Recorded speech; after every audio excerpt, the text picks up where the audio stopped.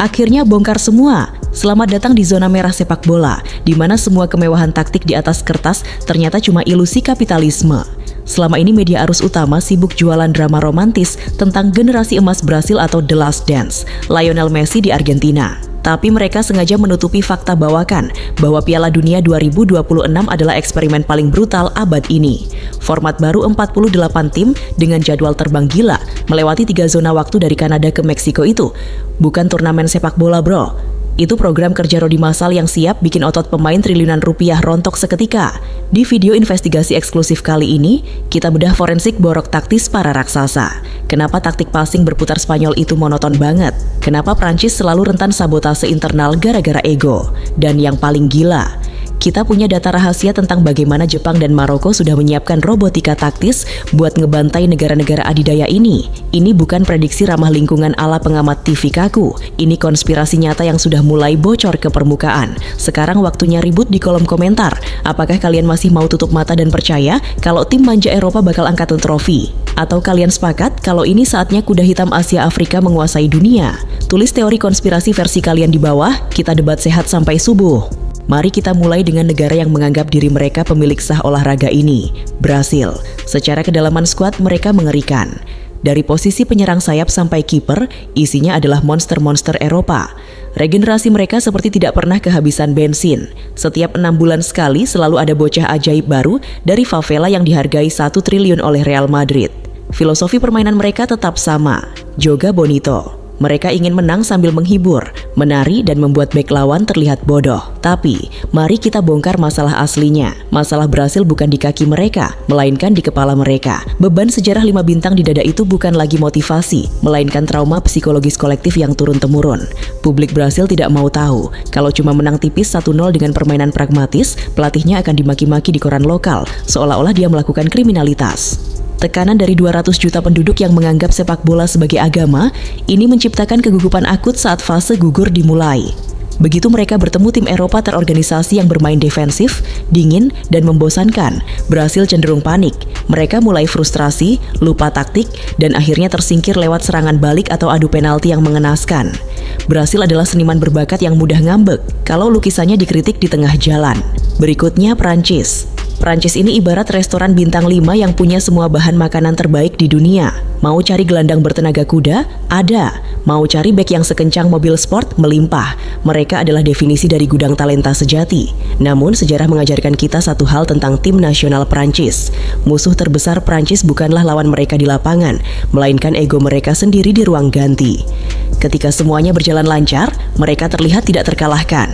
Tapi begitu ada riak kecil, misalnya masalah pembagian bonus, ego siapa yang berhak mengambil penalti, atau perselisihan antar keluarga pemain di tribun, Prancis bisa meledak dari dalam seperti kembang api rusak. Ditambah lagi, gaya bermain pragmatis yang terlalu mengandalkan transisi cepat sangat rentan jika pemain kunci mereka tidak dalam kondisi fisik 100%. Dengan musim kompetisi Eropa yang makin padat, risiko kejenuhan mental dan cedera otot adalah hantu nyata yang siap mendatangi skuad Prancis.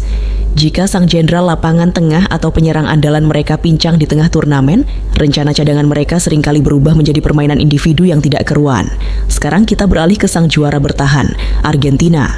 Sejak malam magis di Qatar, mereka telah membangun budaya menang yang sangat solid. Mental juara mereka sudah terbentuk. Mereka tahu cara menderita di lapangan dan tahu cara menyelesaikan pertandingan dengan senyuman licik. Tapi mari kita jujur, tanpa tedeng aling-aling, siklus kejayaan selalu punya masa kedaluarsa. Argentina selama bertahun-tahun sangat bergantung pada struktur taktis yang berputar di sekitar generasi emas tertentu. Pertanyaannya, apa yang terjadi ketika fondasi emosional dan teknis dari generasi tersebut mulai tergerus usia atau bahkan tidak lagi berada di lapangan dalam performa puncaknya? Mempertahankan gelar juara dunia itu jauh lebih sulit daripada merebutnya. Ada risiko kejenuhan motivasi yang sangat manusiawi. Ketika Anda sudah memenangkan segalanya, rasa lapar itu secara tidak sadar akan berkurang 1 atau 2%.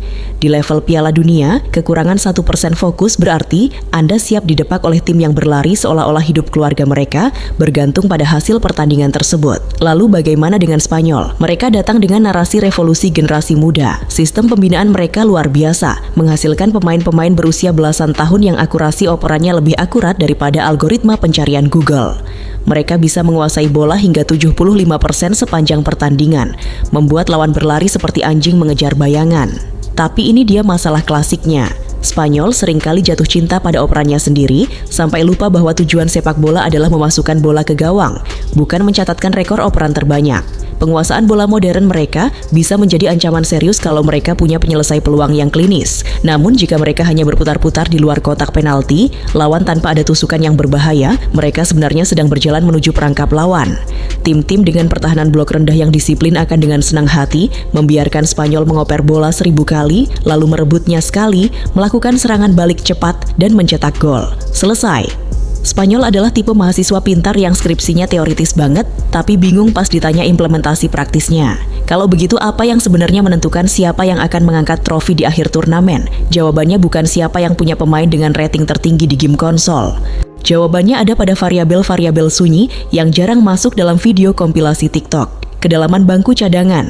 Di turnamen dengan 8 pertandingan ini, pemain cadangan nomor urut 18 sampai 23 adalah penentu nasib.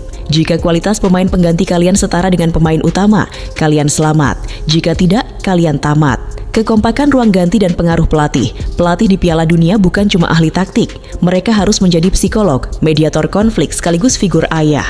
Ruang ganti yang harmonis bisa membuat tim mediocre bermain kesetanan. Staf medis dan manajemen cedera. Tim medis adalah pahlawan tanpa tanda jasa. Kemampuan mereka mempercepat pemulihan otot pemain dalam waktu 72 jam adalah kunci utama bertahan hidup di bawah jadwal pada turnamen ini.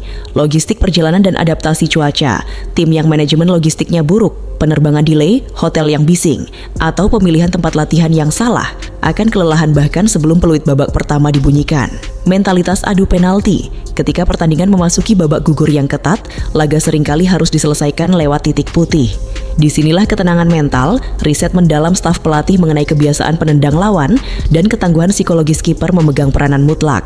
Sekarang, mari kita masuk ke bagian paling menyenangkan dari investigasi ini. Para pembunuh bayaran yang menyamar sebagai tim non-unggulan. Mereka tidak datang untuk bertukar jersey dengan bintang dunia. Mereka datang untuk menghancurkan karier internasional para raksasa. Banyak orang mengira kesuksesan Maroko menembus semifinal di edisi sebelumnya adalah sebuah kebetulan atau keberuntungan semata. Kalau kalian berpikir begitu, kalian perlu memeriksa ulang pemahaman sepak bola kalian. Maroko adalah blueprint dari sepak bola modern yang efisien. Mereka memiliki struktur pembinaan yang sangat rapi, menghubungkan talenta lokal dengan pemain keturunan yang bermain di liga-liga elit Eropa. Mentalitas bertarung mereka luar biasa. Mereka bermain dengan kebanggaan kolektif yang tinggi. Secara taktis, organisasi pertahanan mereka adalah sebuah karya seni. Blok pertahanan mereka begitu rapat, kompak dan disiplin sampai-sampai ruang antar lini mereka tidak bisa dilewati oleh operan terbaik sekalipun. Ditambah kemampuan transisi dari bertahan ke menyerang yang sangat terukur. Maroko adalah mimpi buruk bagi tim manapun yang hobi menguasai bola tanpa tujuan jelas. Jepang bukan lagi tim yang bisa kalian remehkan dengan alasan postur tubuh kalah fisik. Jepang saat ini adalah perwujudan dari disiplin taktis tingkat tinggi dikombinasikan dengan teknik individu yang sangat matang. Melalui perencanaan jangka panjang yang terstruktur, mereka berhasil mengekspor puluhan pemain ke klub-klub utama Eropa. Menghadapi Jepang itu rasanya seperti bermain catur melawan komputer level master. Mereka tidak pernah lelah, tidak pernah kehilangan fokus, dan mengeksekusi instruksi pelatih dengan presisi robotik. Jika tim besar melakukan satu saja kesalahan salah oper di lini tengah, dalam waktu kurang dari 5 detik bola sudah akan bersarang di dalam gawang mereka lewat serangan balik cepat Jepang yang mematikan. Mereka adalah pembunuh berdarah dingin yang tidak butuh banyak bicara di media. Lalu kita punya Senegal dan Korea Selatan. Senegal membawa kombinasi menakutkan antara kekuatan fisik yang superior, kecepatan lari di atas rata-rata, dan mental bertanding yang tidak kenal takut. Mereka bisa mengintimidasi lawan secara fisik dalam duel-duel 1 lawan 1, membuat pemain lawan yang berteknik tinggi menjadi ciut nyalinya. Di sisi lain, Korea Selatan menawarkan disiplin taktis kolektif yang radikal. Semangat pantang menyerah mereka membuat mereka mampu berlari menutupi setiap jengkal lapangan selama 120 menit tanpa henti. Inilah mengapa peta kekuatan sepak bola dunia sudah bergeser secara nyata. Asia dan Afrika bukan lagi sekadar pelengkap penggembira turnamen yang datang untuk kalah terhormat. Mereka sudah memiliki ilmu taktik yang setara, fisik yang prima, dan yang paling penting, mereka tidak lagi memiliki rasa rendah diri di hadapan nama besar Eropa atau Amerika Selatan. Mari kita bermain dengan imajinasi berbasis data kita. Mengingat semua faktor kelelahan cuaca dan format turnamen yang gila tadi, skenario di luar nalar apa saja yang sangat berpotensi menjadi kenyataan di Piala Dunia 2026. Pertama, bayangkan skenario di mana Brasil langsung tersingkir di babak awal fase gugur karena kalah adu penalti dari tim yang memarkir bus sepanjang laga. Atau Argentina yang kehabisan bensin di babak 16 besar karena para pemain kuncinya tidak mampu mengimbangi intensitas permainan cepat tim Afrika yang bertenaga kuda. Bagaimana kalau Prancis harus pulang lebih awal karena ruang ganti mereka pecah setelah hasil imbang yang mengecewakan di pertandingan kedua? Skenario paling radikal namun sangat logis. Kita bisa saja melihat babak semifinal tanpa kehadiran satupun tim tradisional dari Amerika Selatan, atau bahkan final sesama tim kuda hitam yang membuat para petinggi stasiun televisi menangis karena rating penonton yang anjlok. Tapi bagi kita pecinta sepak bola sejati, itulah keindahan tertinggi dari olahraga ini. Runtuhnya feodalisme nama besar di hadapan kerja keras dan taktik yang tepat. Mari kita lakukan simulasi perjalanan turnamen ini secara objektif berdasarkan kekuatan taktis saat ini. Di fase grup, mayoritas tim besar memang akan lolos, karena kuota 48 tim ini menyisakan banyak tempat aman. Namun, kejutan besar pertama akan terjadi di babak 32 besar. Disinilah tim-tim yang kelelahan akibat perjalanan panjang antar kota akan mulai berguguran. Tim-tim Eropa yang terbiasa dengan cuaca dingin akan mulai kewalahan menghadapi intensitas fisik di stadion-stadion Meksiko yang panas dan lembab. Memasuki perempat final, kita akan melihat rontoknya beberapa nama besar akibat badai cedera otot. Skuad yang memiliki kedalaman bangku cadangan buruk akan dipaksa memainkan pemain lapis kedua yang tidak siap mental. Disinilah tim dengan organisasi kolektif yang rapi seperti Jepang atau Maroko akan memanfaatkan situasi untuk melaju ke babak berikutnya. Di semifinal, duel bukan lagi soal taktik sepak bola indah, melainkan perang saraf dan ketahanan fisik murni. Pertandingan-pertandingan di fase ini diprediksi akan berjalan sangat ketat. Minim gol dan kemungkinan besar harus diselesaikan lewat perpanjangan waktu atau drama adu penalti yang menguras emosi seluruh dunia. Sampailah kita pada kesimpulan akhir dari investigasi panjang kita hari ini. Siapa yang sebenarnya paling siap menghadapi kegilaan di Amerika Utara? Tim yang berpotensi menjadi kekecewaan terbesar turnamen ini adalah tim-tim raksasa yang terlalu mengandalkan nama besar individu tanpa memiliki kedalaman skuad yang merata di bangku cadangan mereka. Mereka adalah tim yang akan runtuh oleh faktor kelelahan fisik dan ego internal ruang ganti mereka sendiri. Kandidat juara yang paling konsisten secara struktur permainan, matang secara mental, dan didukung oleh kedalaman skuad yang luar biasa mewah dari lini utama hingga bangku cadangan adalah Prancis dan Spanyol. Jika mereka mampu meredam masalah non-teknis mereka adalah mesin turnamen yang sangat mengerikan. Namun jika kita mencari satu tim kuda hitam paling berbahaya yang memiliki semua prasyarat untuk menciptakan sejarah terbesar abad ini, jawaban saya jatuh kepada Jepang. Mereka memiliki kedalaman skuad yang merata. Mayoritas pemain inti bermain di kompetisi tertinggi Eropa, kedisiplinan taktis yang luar biasa, dan tidak memiliki beban mental sejarah masa lalu yang menghantui langkah mereka. Tetapi, jika saya harus memberikan satu prediksi berani tentang siapa yang pada akhirnya akan mengangkat trofi Piala Dunia 2026 di pertandingan final nanti, dengan mempertimbangkan faktor ketahanan fisik, kematangan taktis, dan kedalaman skuad yang paling stabil menghadapi format 8 pertandingan ini, sang juara sejati adalah tim yang mampu mengawinkan bakat alamiah luar biasa dengan pragmatisme taktis yang dingin dan efisien. Pada akhirnya, keindahan terbesar dari sepak bola adalah ketidakpastiannya yang mutlak. Di atas lapangan hijau berukuran 105 x 68 meter nanti, semua angka nilai pasar triliunan rupiah, statistik di atas kertas, dan prediksi para pengamat di YouTube ini tidak akan ada gunanya begitu peluit pertama dibunyikan.